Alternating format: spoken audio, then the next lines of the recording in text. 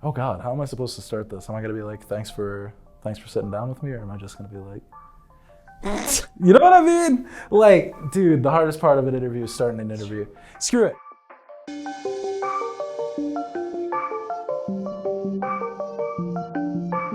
Grant, thank you for sitting down with me today. Thanks, Caleb. I know you're a bit of like a movie aficionado, so to speak.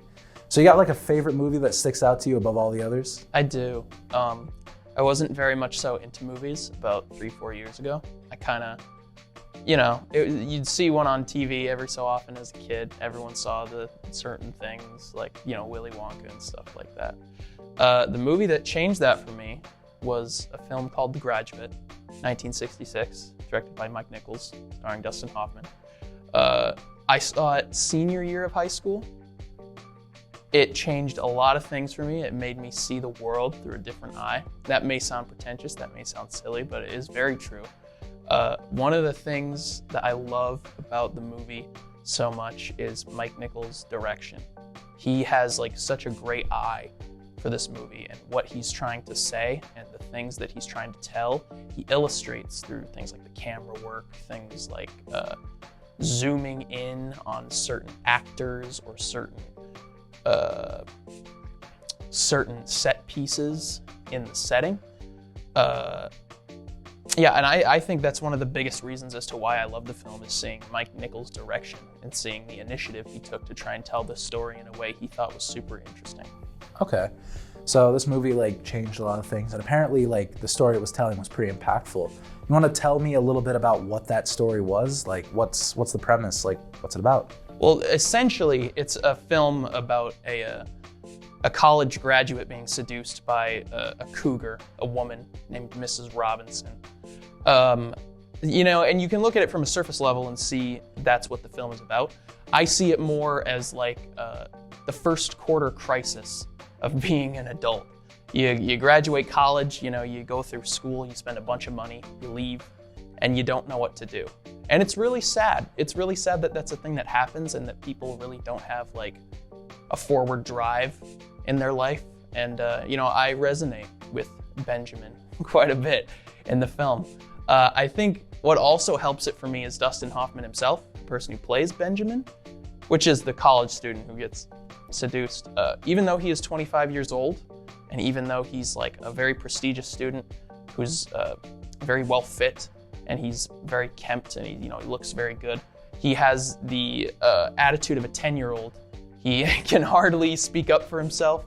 He like whimpers when he's in a situation where he feels uncomfortable. He doesn't really have any social cues or anything like that, and it makes it very fun to see him go through these events of just like being seduced by a cougar.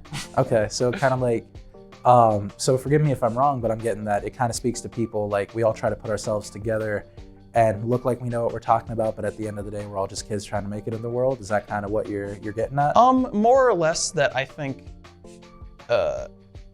it's actually funny you say that, because one of the more subtle themes that the movie picks up on is kind of the extravagance of family life in the 60s and kind of how,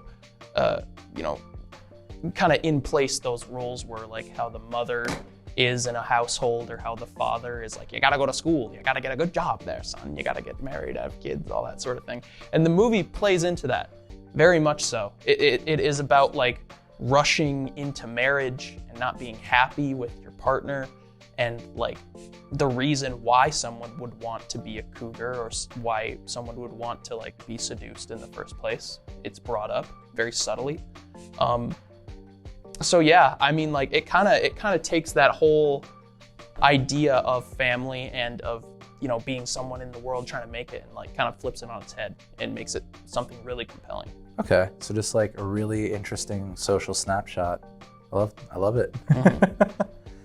Mm-hmm. So if someone was gonna watch this movie, like what is the one thing you would want them to kind of take away from it overall? Understand the period in which it came out, knowing like this is the mid-60s, so like the most like kind of risque thing coming out was My Fair Lady at the time, not really something very groundbreaking. And then here comes Mike Nichols with this movie that's crazy and awesome and geniusly written, and a soundtrack by Simon and Garfunkel, which I listen to constantly. Great cinematography and colors and acting, and a potent and meaningful message. And I hope that that's at least one of those things they would take away from it. All right. Thank you so much, Grant. Thanks for talking about a movie that really seems to mean a whole lot to you. Really appreciate your time. Thank you. Thanks. Alrighty. What do you think?